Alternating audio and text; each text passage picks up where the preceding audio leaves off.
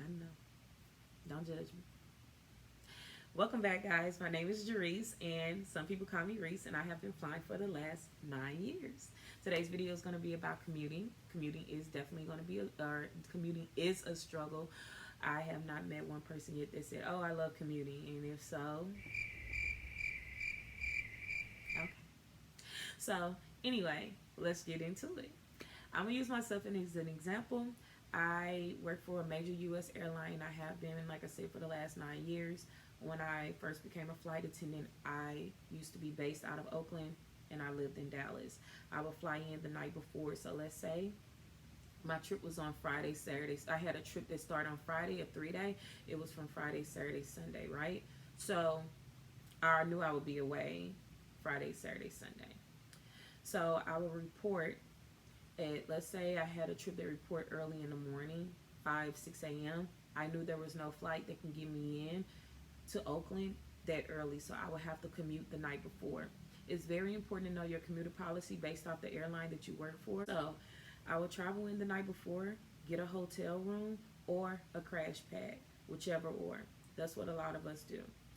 If you cannot get a crash pad, some people stay in the lounge. The lounge is what's available for flight attendants. It's like a break room for crew members. So I would go down there sometimes and sleep in the lounge as well, or hotel, or crash pad. Also, like I said, sometimes you have to commute the night before. I have my phone here for notes. If you cannot commute the night, if you do not want to commute the night before, and you have the option based off what time you have to be at work, you can commute in the day of. So if I didn't have to be at work to 12 p.m., then 9 times out of 10, I can get to work from Dallas to Oakland, let's say at 8 or 9 a.m. That gives me more than enough time to check in for my 12 p.m. trip.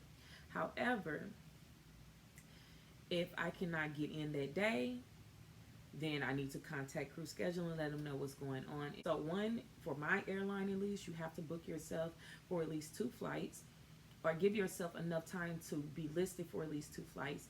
Also, once you arrive into your base, you have to be there within before, no, 1 hour before your assignment. So if I had to check in at 12, I had to land no later than 11 a.m. Returning. So let's say I finish my trip on Sunday. I get done with my trip. Now it's time to go home. However, I cannot get home because I got in too late. Meaning that when I finally got back to Oakland, I'm tired, I'm sleepy, I'm ready to go back to Dallas. I cannot because it's so late in the evening that there are no more flights that can get me from Oakland to Dallas. So now I have to stay the night in Oakland and then I will go home the next day. That's not fun because it falls into your day off. So now it's falling into Monday. I'm off on Monday. Whereas if I made it back in enough time on Sunday to catch a flight to get me back to Dallas, I can be at work. I can be home on my off day on Monday. However, instead, I'm making this commute, which is taken away again from my day off. So commuting can be a lot because it interrupts your time off. And then, like, what if you don't make the flight, right?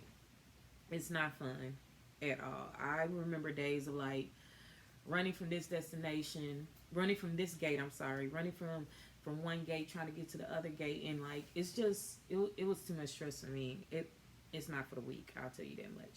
But everybody have their reasons why they commute. You may have a loved one that cannot transfer their jobs right to that new base that you're based at, or you may have children don't want to uproot your life and your kids so they can move here, right? Or take them out of school from their friends or family. So you want to just make things as normal as possible, but it's a lot of wear and tear on your body. To me personally, and also from the stories that I hear from my colleagues. Also, commuting. You also have the option if you cannot fly the carrier that you work for. They have this thing called interline jump seat agreements, or I'm just going to say you can do jump seat agreements on another carrier. So If my carrier does not have any open seats, I can go over to another terminal or gate, another airline, and ask them, do you have any availability? But you have to know how their carrier works. So, like, let's use Delta as an example. I can go to Delta Gate, walk up to the counter, and say, hey, do you guys have any seats? I am an airline employee. I'm a flight attendant. And then if they have seats, you can get on it to get you to your base. What their